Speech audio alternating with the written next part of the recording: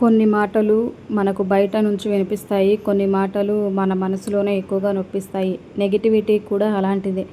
మన చుట్టూ ఉన్న ప్రతి మనిషి మనం అనుకున్నంత నిజాయితీగా ఉండకపోవచ్చు. కొంతమంది మన ముఖం ముందు నవ్వుతారు, కానీ మన వెనక మన గురించి వేరేలా మాట్లాడతారు.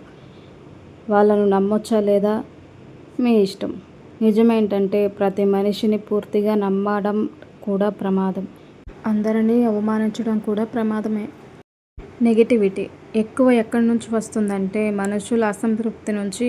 వాళ్ళకి లేని జీవితం, వాళ్ళకి రాని విజయం, వాళ్ళకు ఉన్న భయం, ఇవే నెగిటివిటీని పుట్టిస్తాయి. ఒక ముఖ్యమైన విషయం, ఎవరైనా నిన్ను విమర్శిస్తే అది నీ గురించి ఎక్కువ కాదు, వాళ్ళ మనసు గురించి ఎక్కువగా చెబుతుంది. మనుషులు నిన్ను జడ్జ్ చేస్తున్నారు, కానీ వాళ్ళకు నీ స్ట్రగుల్స్ తెలియదు, వాళ్ళకు నీ రాత్రులు తెలియవు, వాళ్ళకు నీ నొప్పులు తెలియవు. అందుకే ప్రతి మాటను సీరియస్గా తీసుకోవడం అవసరం లేదు, కానీ ప్రతి మాటను అగ్రీ చేయడం కూడా కరెక్ట్ కాదు. వినాలి, అర్థం చేసుకోవాలి, కానీ మనసులోకి తీసుకోవద్దు. నిజమైన బలం ఏంటంటే ఎవరు ఏమన్నా మన గోల్ మీద ఫోకస్ తగ్గించుకోకూడదు. నెగిటివిటీ ఎప్పుడూ ఉంటుంది, కానీ అది నీ విజయాన్ని డిసైడ్ చేయకూడదు. నీ ఆలోచనలే నీ దిశను నిర్ణయిస్తాయి. ఒక నిమిషం గుర్తుంచుకోండి, నీ ఎదుగుదల పెరిగినప్పుడు నెగిటివిటీ కూడా పెరుగుతుంది. ఎందుకంటే నీ ఎదుగుదల కొందరికి అసౌకర్యం కలిగిస్తుంది. అవునా? నా కడలి కెరటంలో ఓ మౌన రాగం నువ్వేలే. చివరికి నిజం ఒక్కటే, అందరినీ నమ్మడం కాదు, అందరినీ దూరం చేసుకోవడం కాదు, సరైన మనుషులను గుర్తించడం, మిగతా వారిని మనసులోకి రానివ్వకపోవడం.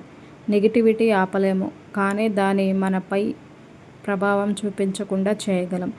నీ జీవితం నీ చేతిలోనే ఉంది, ఎవరి మాటలు చేతిలో కాదు. నెగిటివిటీ మన జీవితంలో చాలా నిశ్శబ్దంగా వస్తుంది. మనం గమనించకుండానే అది మన ఆలోచనలకి చేరిపోతుంది. కొంతమంది మన దగ్గర ఉండి కూడా మన ఎదుగుదల చూడలేరు. వాళ్ళు మనతో నవ్వుతారు, కానీ మన విజయాన్ని అంగీకరించలేరు. ఒక విషయం గుర్తుంచుకోవాలి, ఎవరైనా నిన్ను ఎప్పుడూ తగ్గిస్తూ మాట్లాడితే అతి జాగ్రత్త సంకేతం. నిజమైన మనిషి నీ ఎదుగుదలకి ప్రోత్సాహం ఇస్తాడు. నెగిటివ్ మనిషి నీ ఎదుగుదలకు ప్రశ్నలు వేస్తాడు. వాళ్ళు ఎప్పుడూ ఇలా అంటారు, నువ్వు చేయలేవు, ఇది నీకు సాధ్యం కాదు, నువ్వు పెద్దగా ఏం చేయలేవు అని అంటూనే ఉంటారు. కానీ నిజం ఏమిటంటే వాళ్ళ మాటలు నీ గురించి కాదు, వాళ్ళ భయాల గురించి మాత్రమే. నెగిటివిటీ బయట నుంచి రాదు, అది మన లోపలే పుడుతుంది. ఒక చిన్న బాధ, ఒక చిన్న నిరాశ, ఒక చిన్న పోలిక, ఇవే పెద్ద నెగిటివ్లుగా మారతాయి. మనిషి ఎప్పుడైతే తనను తాను ఇతరులతో పోల్చుకుంటాడో అప్పుడే నెగిటివిటీ మొదలవుతుంది. అతను బాగా ఉన్నాడు, నేను ఎందుకు లేను, వాళ్ళకు వచ్చింది నాకెందుకు రాలేదు, ఇలాంటి ఆలోచనలు మనసును మెల్లగా మార్చేస్తాయి. నెగిటివ్ మాటలు వినడం తప్పు కాదు, కానీ వాటిని మనసులో పెట్టుకోవడం తప్పు. ప్రతి మాటకు స్పందించాల్సిన అవసరం లేదు. కొన్ని మాటలను వదిలేయడం జ్ఞానం. మన లక్ష్యం మీద దృష్టి ఉంటే నెగిటివిటీ శబ్దం మాత్రమే అవుతుంది. ఎవరు ఏమన్నా మన పని ఆగకూడదు. నెగిటివిటీ మన జీవితంలో ఒక పరీక్ష లాంటిది. ఎవరిని నమ్మాలి, ఎవరిని నమ్మకూడదు అనే పాఠం నేర్పిస్తుంది. ఎదుగుతున్న ప్రతి మనిషికి నెగిటివిటీ వస్తుంది, ఇది సహజం. నీ ఎదుగుదల ఎక్కువైతే నిన్ను ఆపడానికి ప్రయత్నాలు కూడా పెరుగుతాయి. కానీ నిజమైన విజయం ఏంటంటే అన్ని మాటల మధ్య కూడా నువ్వు ముందుకు వెళ్ళడం. మన జీవితంలో ఒక నిజం ఉంది, మనం ఎదిగే కొద్దీ నెగిటివ్ మాటలు కూడా పెరుగుతాయి. ఎవరో విజయం సాధిస్తే కొంతమందికి సంతోషపడతారు, కానీ చాలామంది దాన్ని తగ్గించడానికి ప్రయత్నిస్తారు. అతనిది అదృష్టం వచ్చింది, ఇది పెద్ద విషయం కాదు, ఇది ఎవరికైనా వస్తుంది, ఇలా ఎందుకు మాట్లాడతారు, ఇది అసూయ లేదా భయమా? నిజానికి రెండు కలిసి నెగిటివ్గా మారతాయి. మనిషి ఎప్పుడైతే తనను ఇతరులతో పోల్చుకుంటాడో అప్పుడే అతని లోపల బలహీనం అవుతాడు. అసంతృప్తి పెరుగుతుంది, అసూయ పెరుగుతుంది, భయం పెరుగుతుంది. ఇవి కలిసి నెగిటివ్ ఆలోచనలుగా మారతాయి. కొంతమందికి ఎందుకు డిస్కరేజ్ చేస్తారు అంటే వాళ్ళు నీలో ఉన్న వెలుగును భరించలేరు. నెగిటివిటీ ఆపలేము, కానీ దాని మనపై ప్రభావం చూపకుండా చేయగలం. అసలు ఈ నెగిటివిటీ ఏంటి, మాకు ఈ సోదేంటి, ఈ టార్చర్ ఏంటి అనుకుంటున్నారా? తప్పకుండా చెప్తాను. మన జీవితంలో నెగిటివిటీ చాలా ఫేస్ చేస్తాము. నెగిటివిటీ ఎలా వస్తుంది, మైండ్ సెట్ ఎలా ఉంటుంది, నెగిటివిటీని ఎలా దూరం చేసుకోవాలి అనేది స్టోరీ లాగా నేను మీకు చెప్పాలనుకున్నాను. అదే ఈ నెగిటివిటీ స్టోరీ. ముందు నెగిటివిటీ స్టోరీ విందాము, తర్వాత మాట్లాడుకుందాం. ఓకేనా? ఒక పెద్ద నగరానికి దగ్గరలో ఉన్న ఒక చిన్న కాలేజీలో అరుణ్ అనే విద్యార్థి ఉండేవాడు. అతను చాలా తెలివిగలవాడు. అతని మనసులో ఎప్పుడూ ఒకే ప్రశ్న తిరుగుతుండేది. మనుషులు ఎందుకు నెగిటివ్గా ఆలోచిస్తారు? నెగిటివిటీ అంటే ఏమిటి? అది ఎక్కడి నుంచి వస్తుంది అని. అతను గమనించిన విషయం ఏమిటంటే, ఒక మనిషి సంతోషంగా ఉన్నప్పుడు కూడా చుట్టూ ఉన్న కొందరు వెంటనే ఆ సంతోషాన్ని తగ్గించేలా మాట్లాడతారు. ఎవరో ఒకరు మంచి విజయం సాధిస్తే దాన్ని గుర్తించకుండా అదృష్టం వల్లే వచ్చిందని అంటారు. ఎవరో మంచి పని చేస్తే దాన్ని కూడా తప్పుగా మాట్లాడతారు. అరుణ్కి ఒకరోజు సందేహం వచ్చింది. ఇది మనుషుల సహజ స్వభావమా లేదా నేర్చుకున్న అలవాటా అని. అప్పుడు అతను తన ప్రిన్సిపల్ దగ్గరకు వెళ్ళాడు. ఆ ప్రిన్సిపల్ చిన్నగా నవ్వి చెప్పాడు, నెగిటివిటీ అనేది బయట నుంచి వచ్చే విషయం కాదు. అది మనిషి మనసులో ఉన్న అసంతృప్తి యొక్క ప్రతిబింబం మాత్రమే అని అరుణ్కి చెప్పాడు. పూర్తిగా అర్థం చేసుకోలేకపోయాడు. అప్పుడు ప్రిన్సిపల్ ఒక ఉదాహరణ చూపించాడు. ఒక గ్లాస్ నీరు తీసుకొని అందులో కొంచెం మట్టి వేశాడు. వెంటనే నీరు మురికిగా మారింది. ప్రిన్సిపల్ అన్నాడు, ఇదే మనసు కూడా. ఒక చిన్న బాధ, ఒక చిన్న అసూయ, ఒక చిన్న భయం, ఇవి కలిసినప్పుడు మన ఆలోచనలు నెగిటివ్గా మారతాయి అని. అరుణ్ ఇంటికి వెళ్ళాడు. కానీ అతని మనసులో ఇంకా అనేక ప్రశ్నలు ఉన్నాయి. నెగిటివిటీ నిజంగా బయట ప్రపంచం నుంచి వస్తుందా లేదా మనలోనే పుడుతుందా అని. తర్వాత అతను తన కాలేజీలో గమనించడం మొదలుపెట్టాడు. ఒక విద్యార్థి నుంచి మార్కులు తెచ్చుకుంటే ఇంకొక విద్యార్థి సంతోషపడటం బదులు అతనిని పోల్చడం మొదలు పెడతాడు. అప్పుడు అరుణ్ అర్థం చేసుకున్నాడు, నెగిటివిటీ అనేది పోలికల నుండి మొదలవుతుంది. మనం మనల్ని ఇతరులతో పోల్చుకున్నప్పుడు అది నెమ్మదిగా మనసులో విషంగా మారుతుంది. ఒకరోజు కాలేజీలో ఒక చిన్న సంఘటన జరిగింది. విద్యార్థి చాలా మంచి ప్రసంగం చేశాడు. కానీ కొందరు దాన్ని మెచ్చుకోకుండా విమర్శించడం మొదలుపెట్టారు. అప్పుడు అరుణ్కి ఒక ముఖ్యమైన విషయాన్ని గమనించాడు.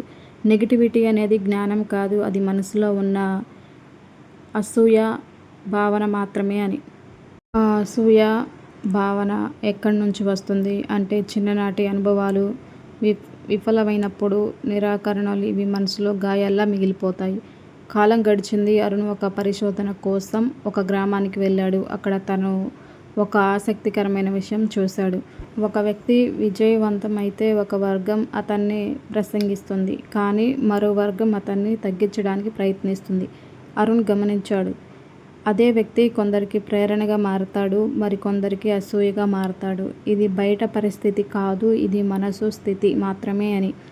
అతను ఒక వృద్ధుణ్ణి అడిగాడు, మీరు ఎందుకు ఎప్పుడూ ఇతరులను విమర్శిస్తూ ఉంటారు అని. ఆ వ్యక్తిని నవ్వి చెప్పాడు, నేను విమర్శించడం కాదు, నేను నన్ను ఇతరులతో పోల్చుకుంటున్నాను. నేను కూడా అలా ఉండాలని అనుకుంటున్నాను, కానీ కాలేదు అని.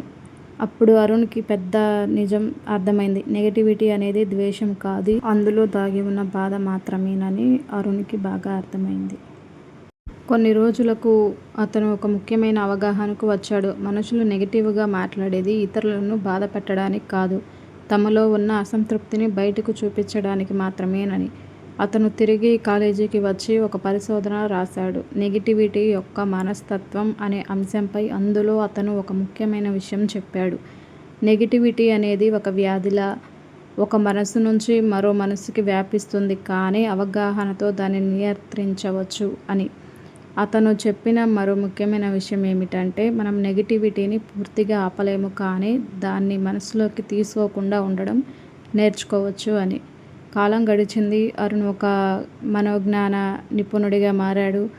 కానీ అతను ప్రజలకు ఎప్పుడూ ఒకే విషయం చెబుతాడు, నెగిటివిటీ బయట ప్రపంచంలో లేదు, అది మనలోనే పుడుతుంది అని. మనం ఎవరో కాదు, మన ఆలోచనలు ఎలా నియంత్రిస్తామో అదే మన నిజమైన వ్యక్తిత్వం అని. చివరికి అతను తెలుసుకున్నాడు, ప్రపంచాన్ని మార్చడం కష్టం, కానీ మన మనసును మార్చడం మన చేతిలోనే ఉంది అని. నెగిటివ్ ఎప్పుడూ ఉంటుంది, కానీ దాన్ని ఎంతవరకు తీసుకుంటామో అదే మన జీవితం. అవును కదా, నిజమే కదా.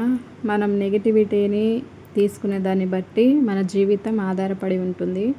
నేను చాలా చూశాను, చాలా నేర్చుకున్నాను. మన జీవితంలో పాజిటివ్ కన్నా నెగిటివే ఎక్కువ ఉంటుంది. మనల్ని అర్థం చేసుకునే వాళ్ళకన్నా అపార్థం చేసుకునే వాళ్ళే ఎక్కువ ఉంటారు. కొంతమంది కావాలని మాట్లాడి బాధ పెడుతూ ఉంటారు. ఇది ప్రతి ఒక్కళ్ళ లైఫ్‌లో జరిగే ఉంటుంది. అంటే మన గురించి తెలుస్తుంది. కానీ కావాలని వీళ్ళెందుకు అలా ఉండాలి అని చెప్పేసి కావాలని బాధపట్టేవాళ్ళు ఖచ్చితంగా ఉంటారు ప్రతి ఒక్కరి లైఫ్‌లో. నెగటివిటీ ఎందుకో నాకు ఈ నెగటివిటీ స్టోరీ చూసిన తర్వాత నేను చెప్పాలనుకున్నాను. అదే స్టోరీగా మన ఛానల్‌లో అయితే ఇలా వీడియోగా క్రియేట్ చేసి చెప్తున్నాను. నెగటివిటీ అనేది మనం ఏ పని చేసినా వస్తుంది. లైక్ మనం ఈ వీడియోస్ చేసినా వస్తుంది. మన చుట్టూ ఉండే మనుషుల నుంచి వస్తుంది. మనం మనల్ని బాధ పెట్టాలి అనుకున్న వాళ్ళకి కారణాలు అవసరం లేదు. కారణాలు అవసరం లేకుండానే బాధ పెడుతూ ఉంటారు. మీరేమంటారు? ఖచ్చితంగా కామెంట్ చేయండి.